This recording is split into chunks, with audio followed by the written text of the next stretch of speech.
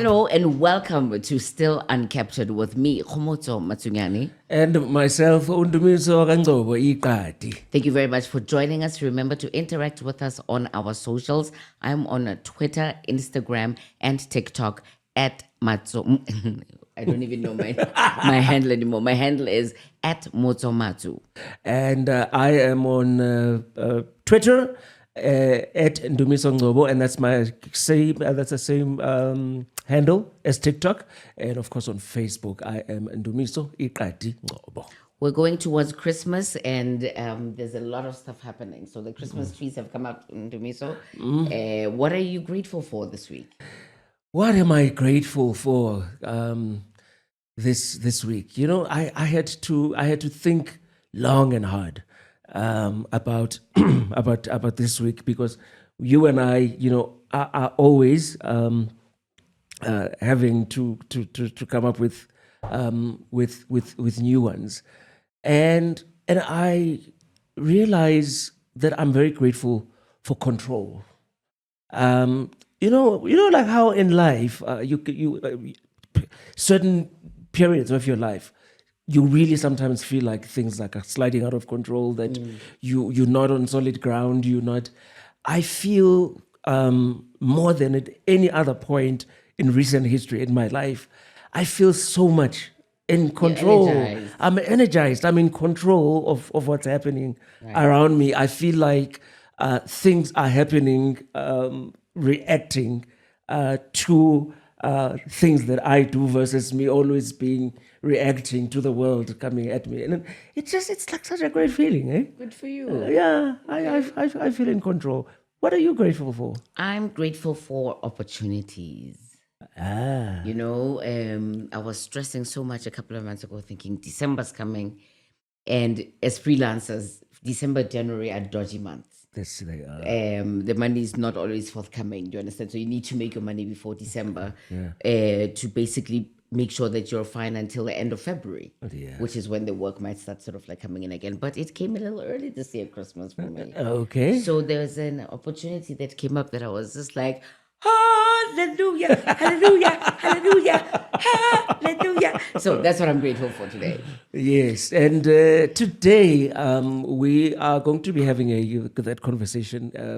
You know, that you and I are very passionate about, and it's a conversation, and it's so interesting because it's got also everything to do with what you're talking about, Christmas coming up, and the fact that while a lot of us are getting excited, festive season, not everyone feels exactly that way.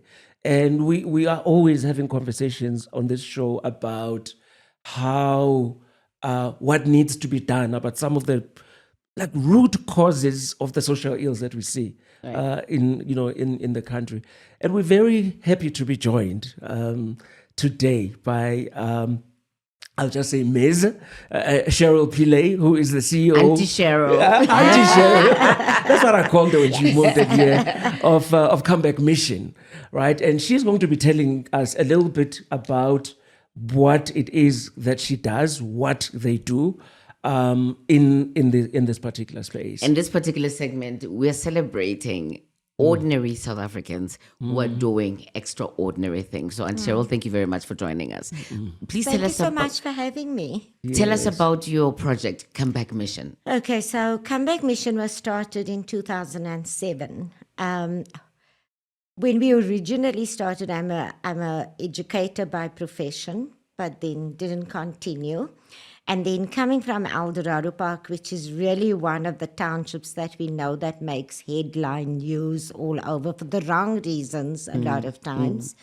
In 2007, drugs was pushing its head up in our communities on a big space. Which drugs in particular?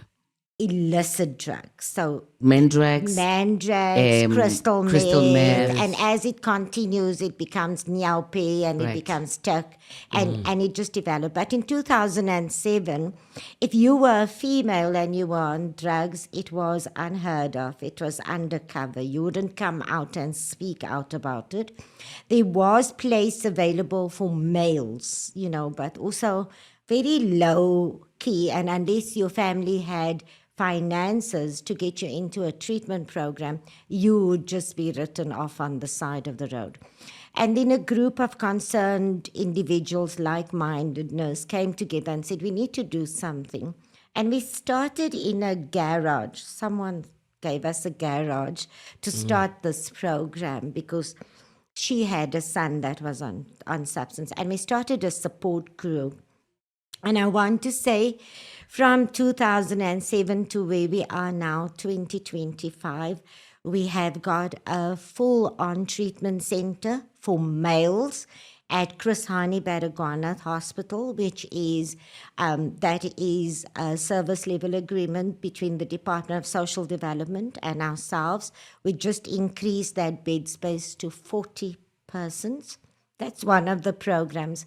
Then I was speaking about females being unheard of. And if you have a substance use disorder, being a mom, being a daughter, you're supposed to be in control of everything. So, it's not out there.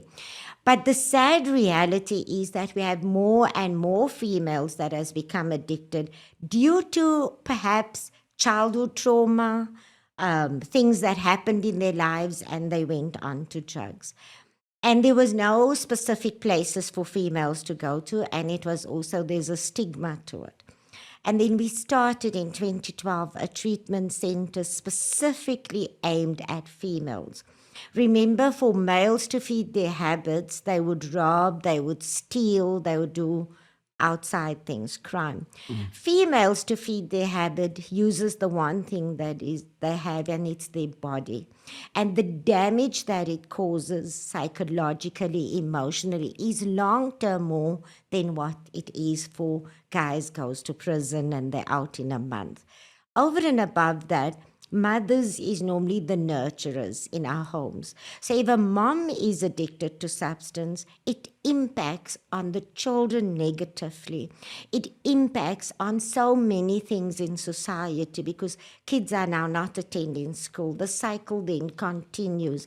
Child neglect and abuse, the abuse of the SASSA grants, all of those things then comes in. So we've set up a specific program called the Adasa Center for Women, which is a 6-month program, but not just for rehabilitation, but for skills development, nail and beauty. We've just graduated on Saturday past 14 ladies that was on a learnership with a company, paid them a stipend. They moved Saturday out of the center back home, knowing that when they come back, they're still on the learnership for another 6 months to sustain them in the practical in setting up a business beyond that. So it's about a holistic intervention then that happens within that space. But I would also imagine that you've got a huge demand.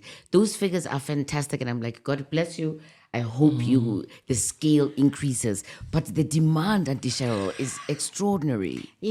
Driving here, I must have had 4 phone calls already asking for space. So the waiting list is quite high. The specific one, Adasa Center, is not funded by the department.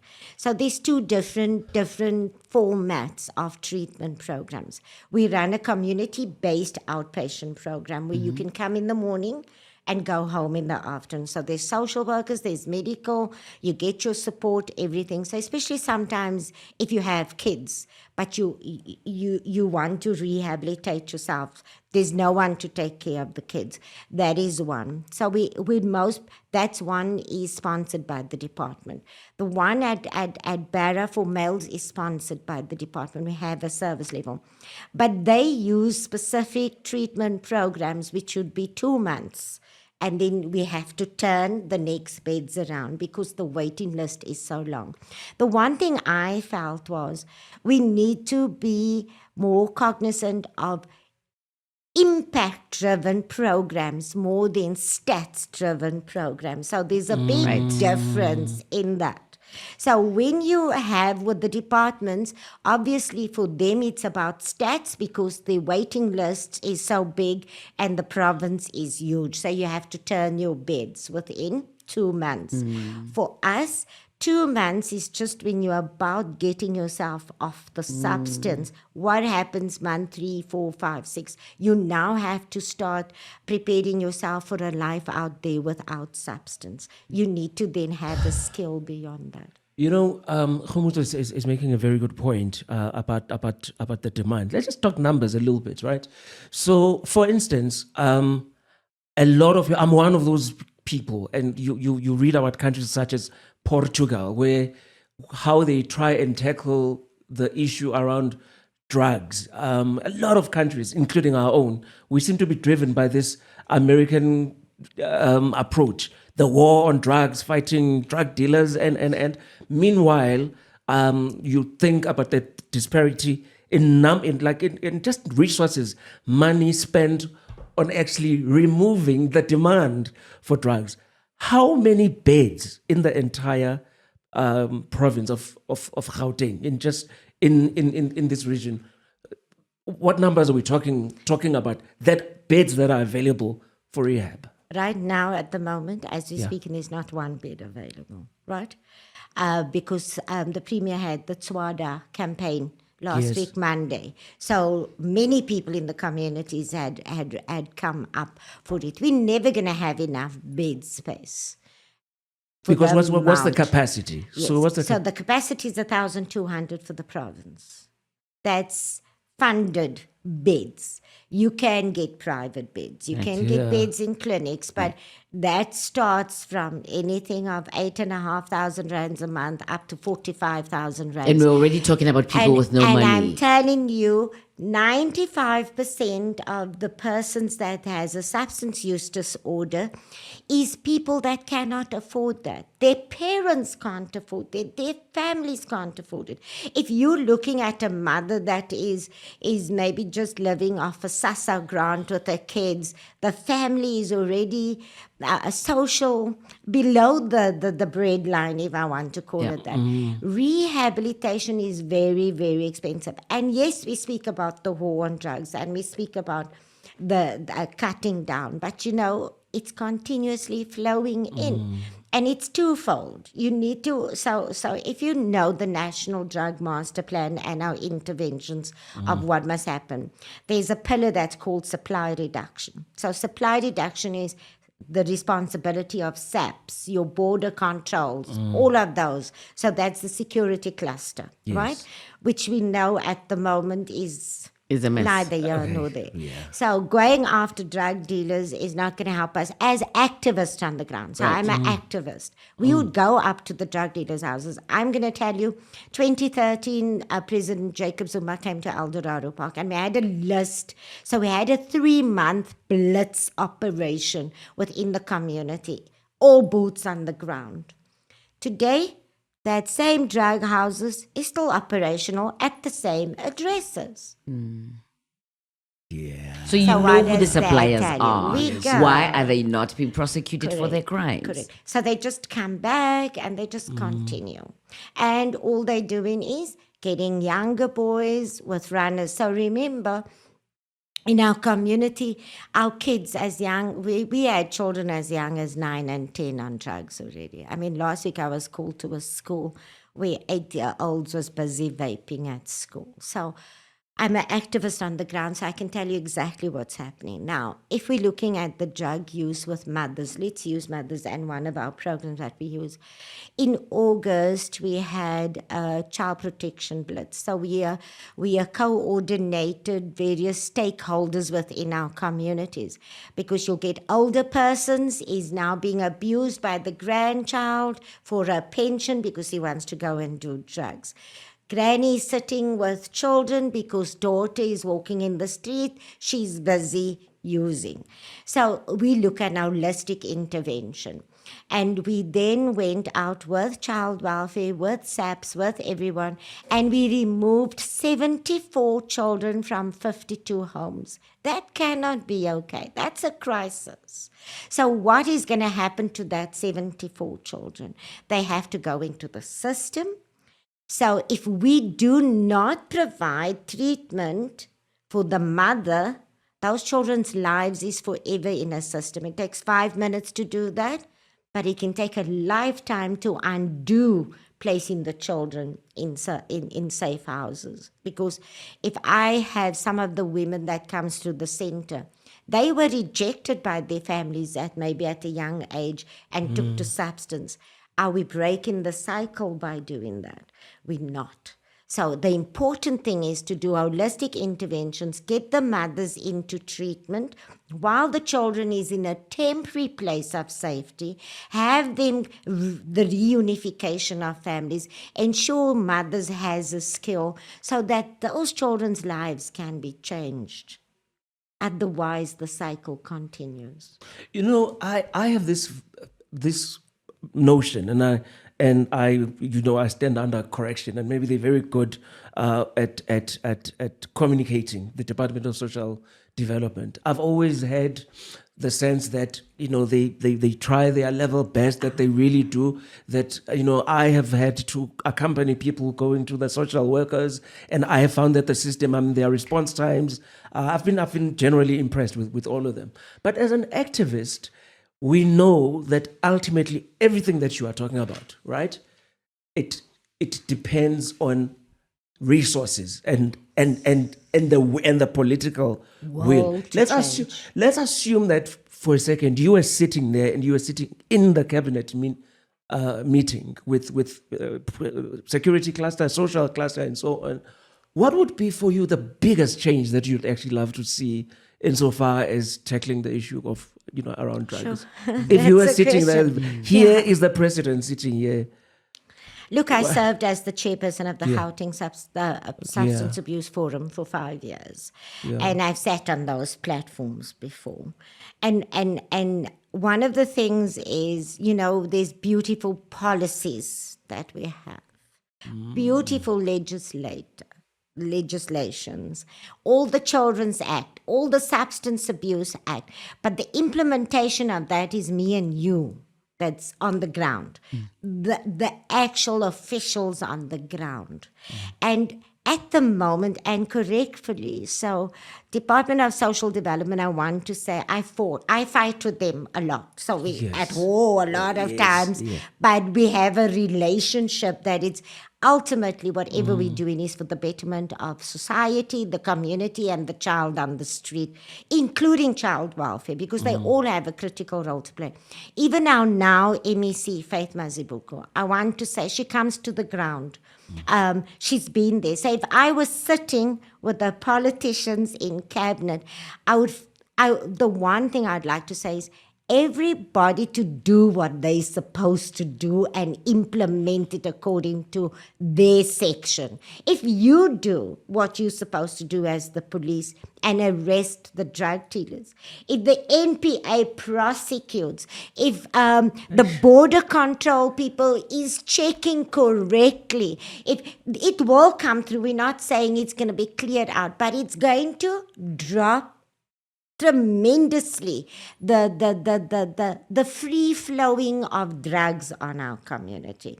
If the Department of Education has systems in place, when a child is tested positive at school for DACA, whatever, and have a system to rehabilitate them and not suspend them. Because by suspending and chasing them from school, the drug dealer is going to use that very child to be his runner. The gang leaders is going to invite him because it's about sense of belonging. So we need to look at the holistic interventions. Critical, we all need to do what we're supposed to do. Oh, that's actually, Yeah, but that's a lot, Cheryl. I'm chewing off like the biggest. It is, you're chewing off this huge elephant. But we're able to do it. This If we each one do it in our corner. Right. Like we're doing it. So I'm an activist in our community. I coordinate a community stakeholders forum. I bring SAPs on that team. We bring our local councillors on the team. We bring Department of Social Development, Child Welfare, NPA, Department of Education. We sit down at the table and we say we're going to do a blitz. You can go back, I think there was media broadcast about it. And we sit down and we say, this is the issue. So what are we tackling today? Your responsibility is children. Your responsibility is to, if we come in there in a lolly lounge and there's drugs, you need to arrest. NPA, you have a responsibility to ensure that cases go. So if you're sitting and you're talking on grassroots level and you can implement it, we've had great successes in operations like that, because you have the critical stakeholders with the will. Yes, there's one or two that tries to, kind of thing. If you don't want to be here, please don't be here. Go sit in your car, it's okay. We were 120 stakeholders with our groups on the ground for like 3 weeks in concession. You and work it speaks volumes. with such difficult subject matters, and I'm just wondering, you look at this huge problem, right? Like this, we're talking about this huge elephant, and it seems insurmountable. It just seems like, what's the point? Are there best practices, or what keeps you going to know that, you know what, if we keep holding everybody accountable and if everybody does what they're supposed to do, then we'll sort of be fine. But what is the light at the end of the tunnel that keeps you going? Because it's, when you talk like that, I just feel like, what's the point? Because this is so hard. Yeah, there's a lot that keeps me going. And if you have people like MEC Faith in June, we had quite a crisis with young boys, gangsterism, violence, and things like that. Unfortunately, there's no proper planning in advance. A lot of these programs, I'm going to tell you, it's like something pops up and it just seems, I think you saw when there was the neglect and abuse and killing of children, then it looks like every day when you put on, it's just increased. Tomorrow you see gun violence, everybody shooting. When you put on the news, this community, that community. So there's that system almost that's there. And we in June said we have 13, 14, 15-year-old boys, actually as young as 11, involved in gangs, dropping out of school, being used by gang leaders to go and execute people, Uber hijackers. What are we going to do? We then put a boot camp together, and she came on board. And she said, Cheryl, I think she called me like 9:30 at night. Tomorrow, I'm going to let you meet with Nklankla Lux, because he does that drill thing, boot camp thing. Can we put a program together quickly for the school holidays? Because we were concerned school holidays is coming and the amount of boys getting involved is big. How do we break that? So you constantly have to move your goal with what is happening on the ground here. So we done that. We had boys that went. Some of them didn't want to go voluntary, but they're underage. So we took them and they went to the Free State and they went on a boot camp. And that was the Department of Social Development. So it's about relationship building. It's about knowing your stakeholders. It's about coming together and as activists to continue to push. Yesterday, I met with the CEO of Child Welfare. And because we always say child welfare has a gap here on the ground in our community. They're not there when the kids are being neglected. And he came and I said, high season is coming up. What is it that we can do together? Because most of the kids that's been neglected and abused is 10 and below. And they're little children. And it's traumatic. And to wait for a social worker for crisis intervention, we don't have time during this period. We then put a plan together for the festive season, I think, starting from next week, Friday. We will have 2 crisis social workers on the ground in the area from child welfare who has statutory powers to remove the children. All right. Sure. I think let's take a break, just take a bit of a breather, and then we come back and continue with the conversation. Yeah. All right, welcome back. We're talking to Auntie Cheryl Pillay, who's a community activist and leader who deals with a lot of young people, drug issues in your community. The challenge, obviously, is that it is such a huge mountain. But one of the things, we've been talking about young people, but one of the things that you also work with is the elderly, because they're also an extremely vulnerable group. And we have the elderly now who may have lost their children to AIDS all those years ago who are raising grandchildren. But what kind of interventions do you do for elderly care? Okay, so what we do is one of the things is to be first responders to elderly care because of the neglect and abuse. So we have a team that specifically responds when there's a cry or call and say, there's a mum. Remember, and I was saying earlier on, drugs has a negative impact on so much because the granny is being neglected and abused. He's sitting on top of the roof. She has to lay and tie her pension onto her body to sleep at night. That's one. Two, if you're looking at support for granny, there isn't much support for grannies. Socially, we also have a program where we take them out to the theatre, have lunches at least with them. The coordinator was just saying to me, oh, don't forget next week is our weekend away. So it's about taking them from these situations, exposing them, taking them to the theatre. We run a ladies' tea for older persons, not just ladies, but these males as well, once a month where they dress up and they come out so that they understand that they are recognized, we appreciate what they have done and where they are. But the critical thing is the support. We have so much cries of older people because of the neglect and abuse that they are going through due to the fact that that very grandkids that they have been raising is now on substance, due to the fact that everybody's going on with their lives and granny finds themselves all lonely in a corner there with no care.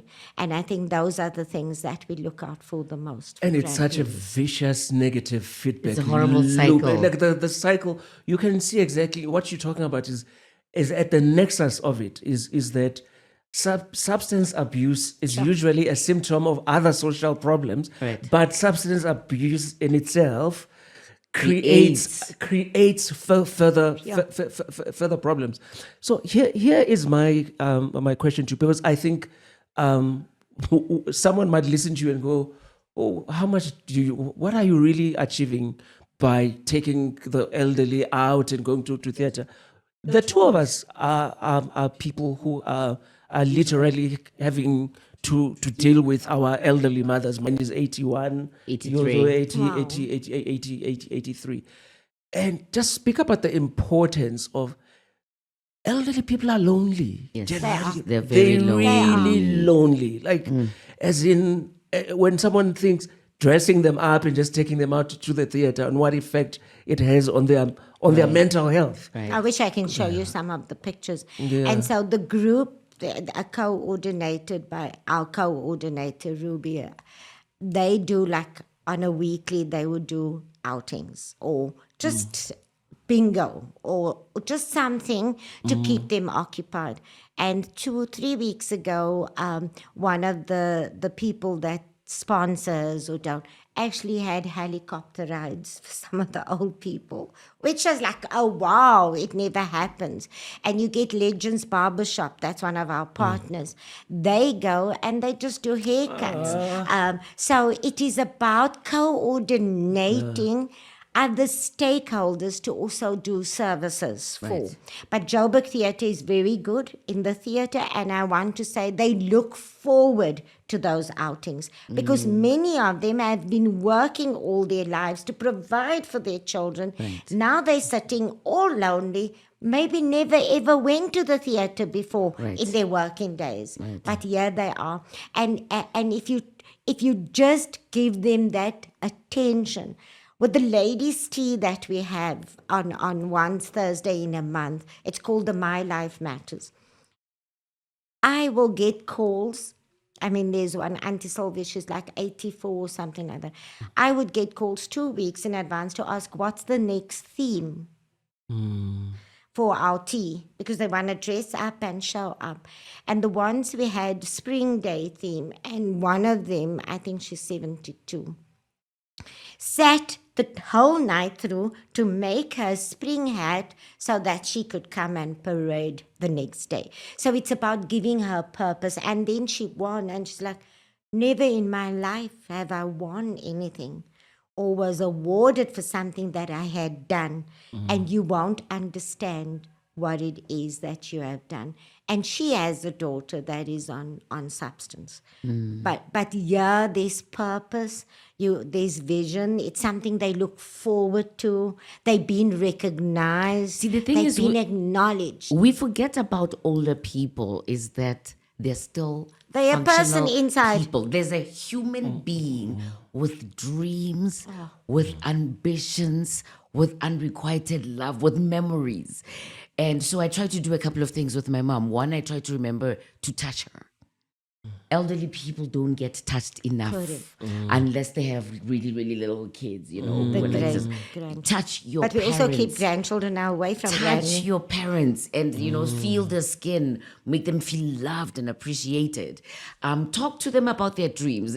Just because they're 83 now doesn't mean that all those dreams go away. And it's almost as, well, your time is gone. No, Now on your that time one, is can I gone. just tell you what?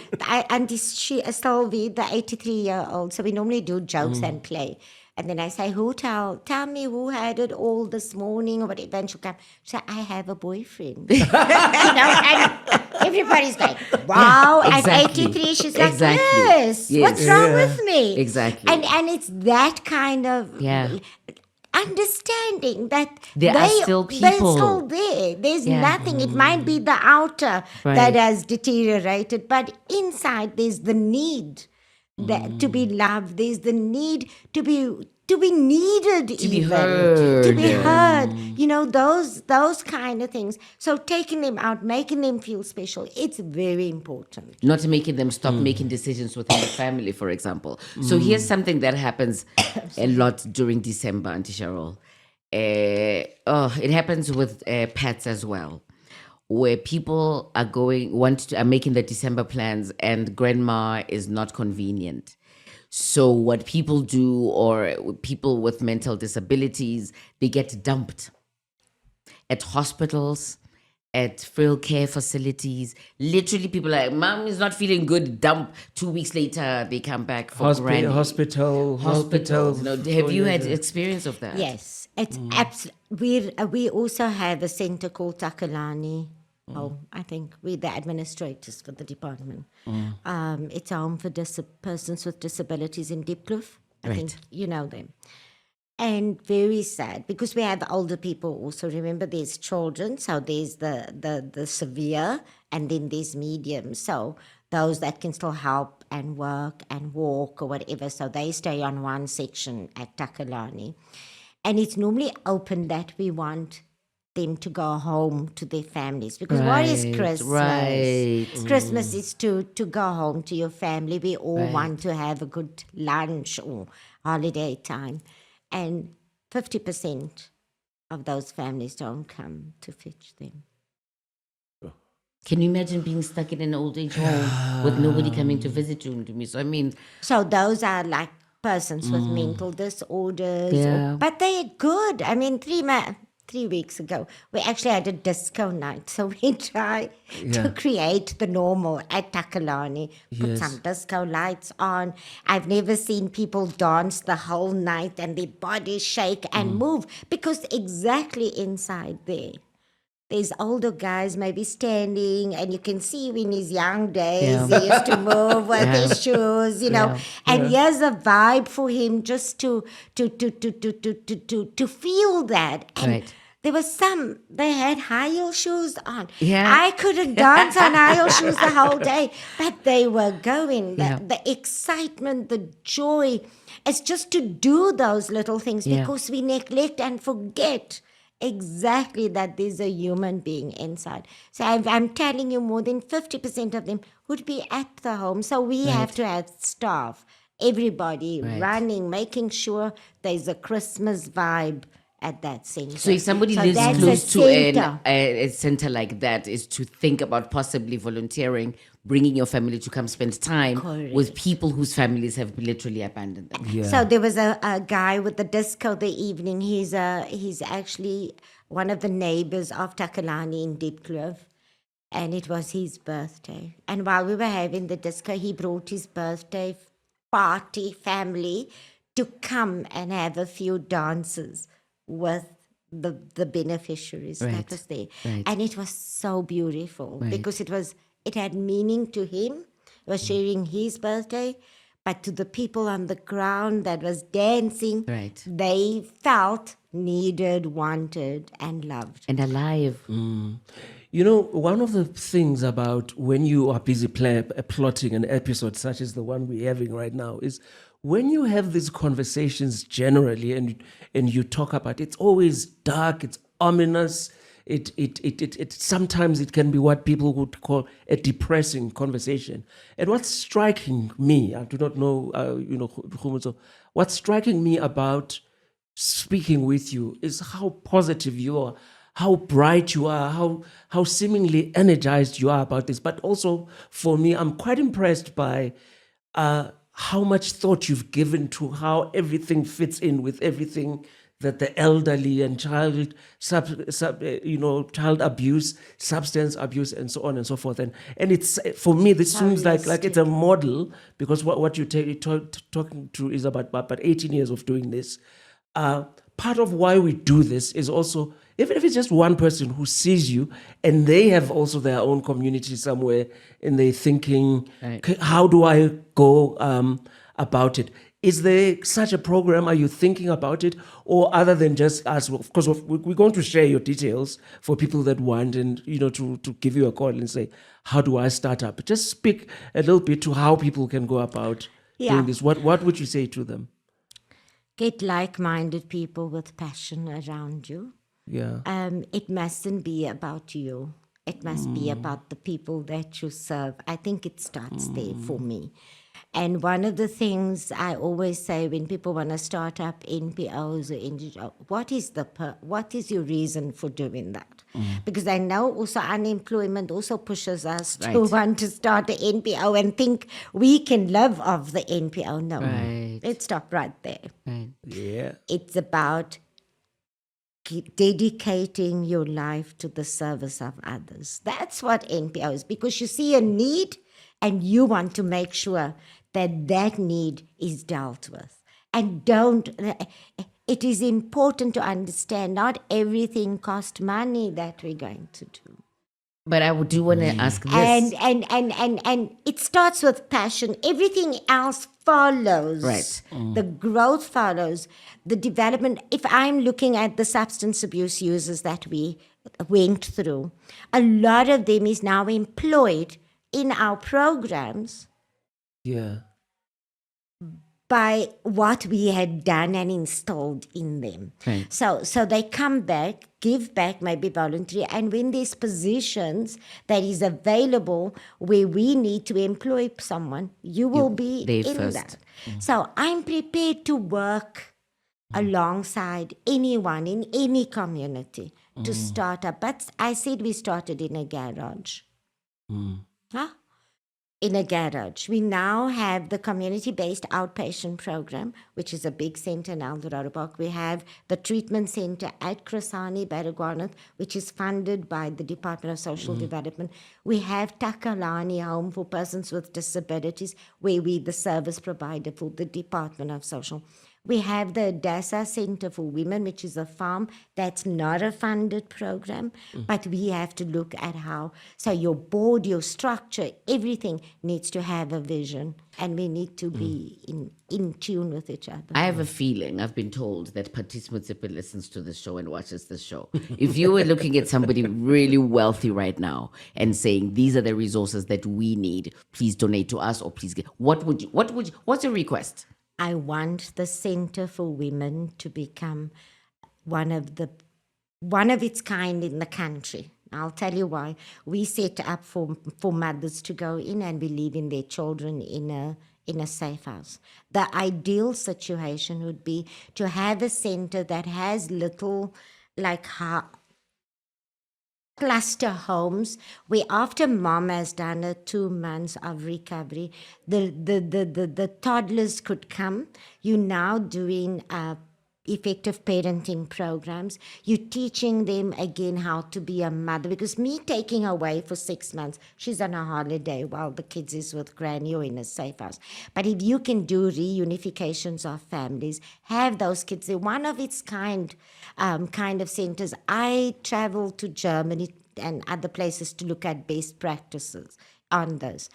Our treatment programs in the country is between 2 months and 6 months, although the Substance Abuse Act says 12 months. We don't have the facilities for 12 months.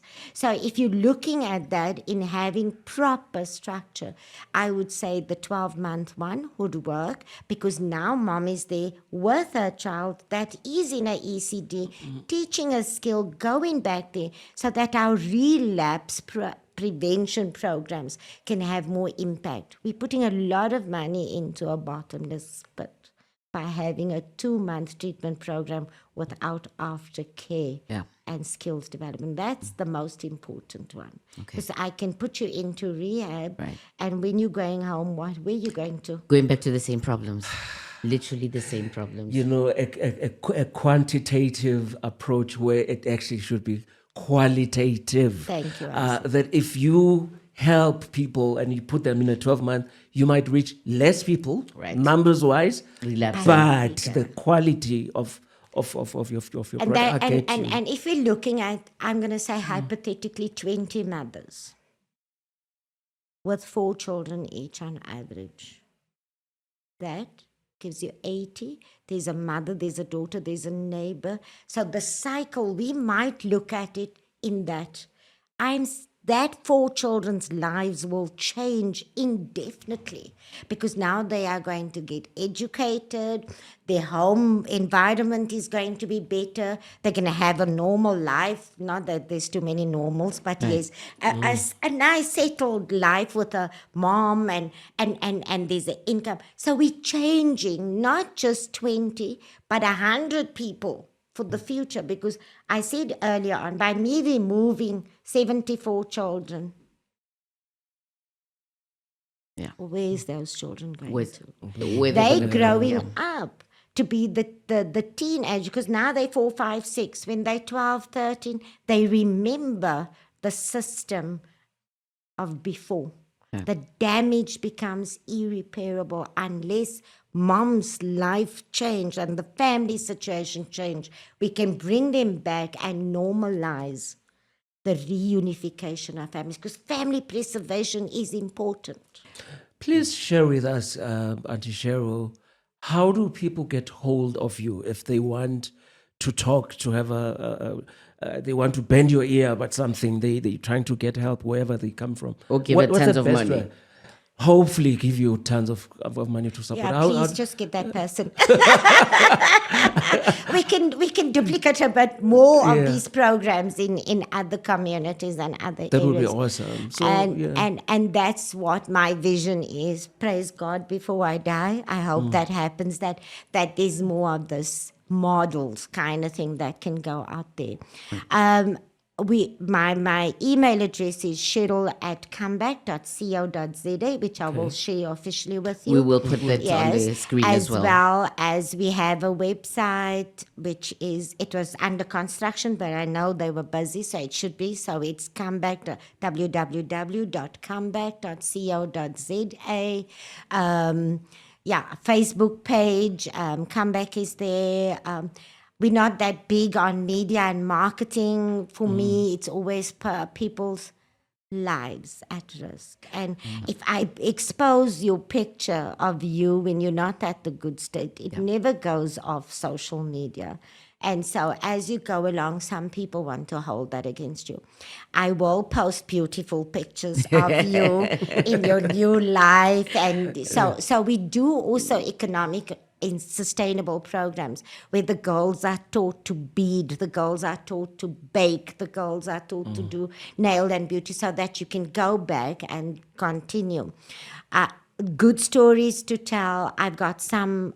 When I fly from Lanseria, I'll hear someone say, "Hey, Mom," she's now back as an air hostess, chartered accountant, business people. That comes from this program. Cheryl Pillay, you're an extraordinary woman doing amazing things, and thank you very much for you. And we hope that your organization, a comeback mission, has success beyond our wildest dreams. Thank you very much for joining us. We'll be back next week. Cheers.